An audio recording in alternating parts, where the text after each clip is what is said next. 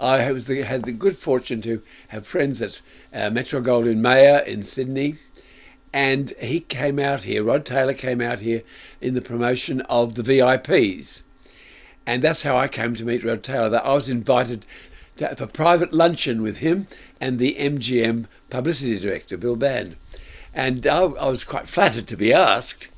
And I liked the Journalists Club where we had that, and found him a very genial and very likeable man, intelligent and enthusiastic. I like the enthusiasm that was there in him, not always showing, as it were, but there was a feeling of I'm enjoying my life, and it's a great life, you know. And I liked him immediately. I think of Rod Taylor in The Time Machine. That's one movie of his that I'm very keen on. I love The Time Machine. I love the story. I love the way the film was done. I thought Young Cassidy was a wonderful picture, and I think Rod Taylor was wonderful in it. And that, for me, is the number one movie in which he ever appeared. And I've spoken to a few others who feel the same way. I know Rod Taylor himself was keen on doing Young Cassidy, and rather proud to be being directed by John Ford, who was too ill to keep going on it. But Rod Taylor was at his best in that. He had a kind of enthusiasm about what he was doing, and that shows on the screen. Some of the actors these days, it looks as they couldn't care less. They do it for the fame and the prestige, the money. But he looks as if he's enjoying what he's doing, and I love that. The first word that comes to mind is star. He had star quality. Now, star quality involves, for me, something that we see from some of the great ones of yesteryear, like Betty Davis, for example, is a perfect example. When they're in front of a camera, you're interested. You want to know what they're saying or what they're doing. Well, I think Rod Taylor had that, and this might sound like heresy. Rod Taylor had more of that than almost any other Australian actors I've seen on the screen. He had a feeling of power, a feeling of, I know what I'm doing. I love what I'm doing. You know, he conveyed something very positive. I can't name what that is, but he conveyed that, and I think that's why I liked his work so much on the screen. Would you see a film just because he was in it? And I would. I had to see every film that Rod Taylor was in that wonderful period from the late 1950s right through the 1960s. I think that was a terrific time for him, and a terrific time for movie lovers too.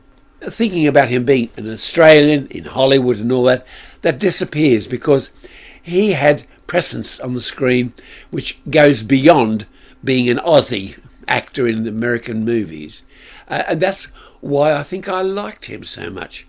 I mean, there was I getting involved with television and with film a lot, and I wouldn't miss a Rod Taylor film. I'd see a film because he was in it. That's what it was like those days. Once again, Betty Davis, for example, or Errol Flynn, if you like. Just because he or she was in the film, you'd want to see it. Now, Rod Taylor had that special quality, and that is somewhat rare, almost, I'm sorry to say, nearly non-existent these days.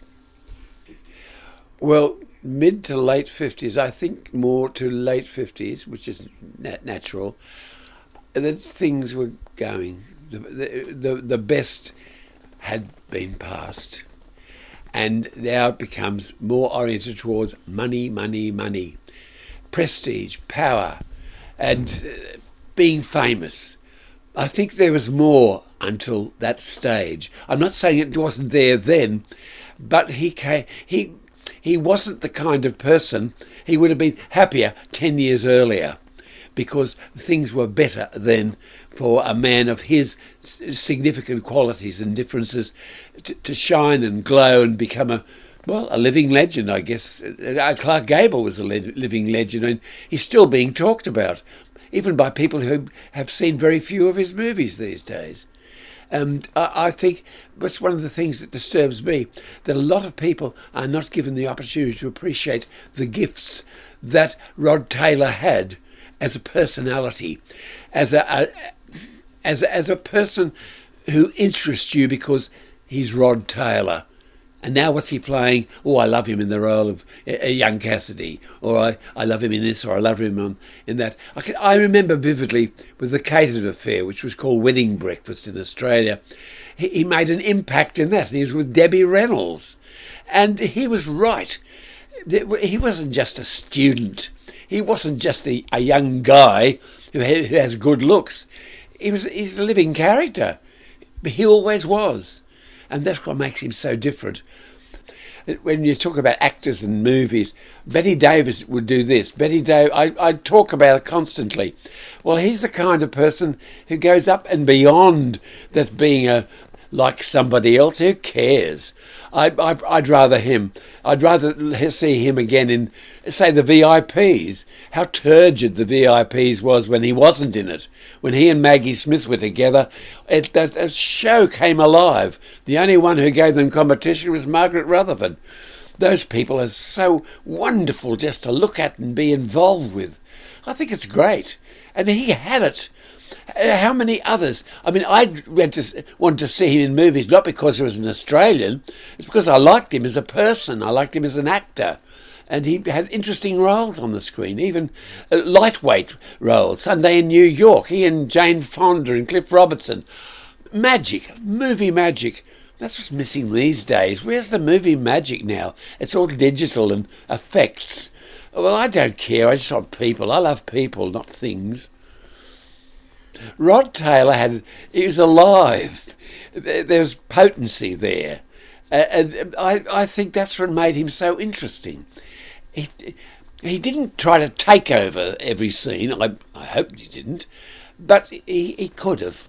He had that sort of special quality, that presence. He wasn't just a beefy Hollywood good-looking man. He was an actor. I think he was probably more of a fine actor than he even knew himself. But working with on young Cassidy, he hit the top on that one. I wish the film had been more popular because it deserved to be. He was with Flora Robson, for example, and working with her was a great challenge for him. I wonder if he thought it was a challenge. But I just know he was very good. It all worked. What he did, he works well on the screen now. To see him in his best roles now. I think we have here talent never quite used up to the extent that I think he had it. If you're in an Alfred Hitchcock film, it's an Alfred Hitchcock film. It is not a Rod Taylor film. But he was good in what he had to do.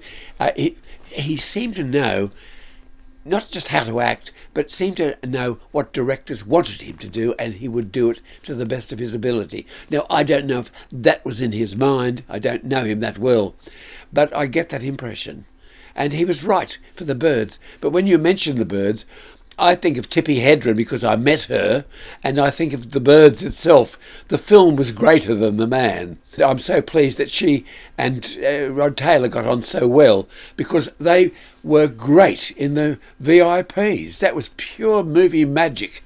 And whenever I think of the VIPs, I think of Rod Taylor and Maggie Smith and Margaret Rutherford. He had this quality of grabbing you and making you interested in what he was doing and saying and feeling. Even some of his lesser works, you still want to see him because he's in them. And I think I said this about Virginia Mayo when I met her, and she said she was in all the Danny Kaye films. I said, don't you realise, Virginia, that some of us wanted to see the Danny Kaye films because you were in them? Well, I think that's could be said about Rod Taylor. You'd want to see it because he was in it.